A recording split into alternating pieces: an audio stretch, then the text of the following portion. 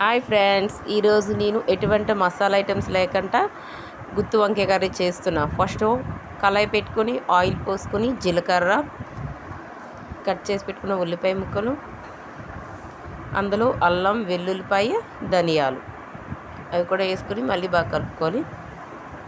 చూడండి, ఇప్పుడు టమాటా ముక్కలు కూడా వేయాలి. అవి ఫ్రై అయిపోయి ఇప్పుడు మిక్సీ జార్లో వేసుకొని అందులో నానబెట్టిన జీడిపప్పు కూడా వేసుకోవాలి. ఇవి గ్రైండ్ చేసుకోవాలి. ఈలోపు నెక్స్ట్ మళ్ళీ కళాయి పెట్టుకొని శనగపప్పు, మినప్పప్పు, ఆవాల, జీలకర్ర, ఎండుమిర్చి, కరివేపాకు వేసుకొని తాలింపు బాగా ఫ్రై చేసుకోవాలి.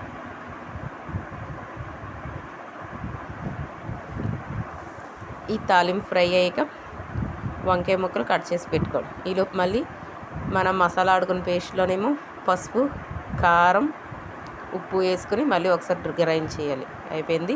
ఇప్పుడు కట్ చేసి పెట్టుకున్న వంకాయ ముక్కలు ఈ తాలింపులో వేసుకొని బాగా కలుపుకోవాలి. ఇప్పుడు పొయ్యి సిమ్లీలో పెట్టుకొని మూత పెట్టుకోవాలి. అవి బాగా మగ్గుతాయి. చూడండి, మగ్గాయి. ఇంకొంచెం మగ్గాలి.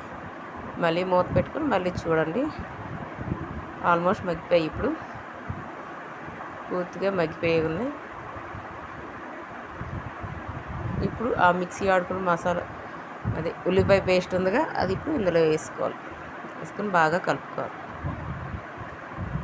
మిక్సీ జార్లో వాటర్ పోసుకొని ఆ వాటర్ కూడా ఇందులో పోసుకోవాలి. ఇప్పుడు ఇది ఉడకనివ్వాలి. మూత పెట్టుకుని బాగా ఉడకనివ్వాలి. చూడండి, ఉడుకుతుందిగా.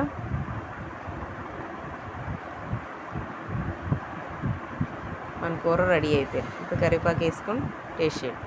ఎమ్మీ ఎమ్మీ గుత్తి వంకాయ కర్రీ రెడీ.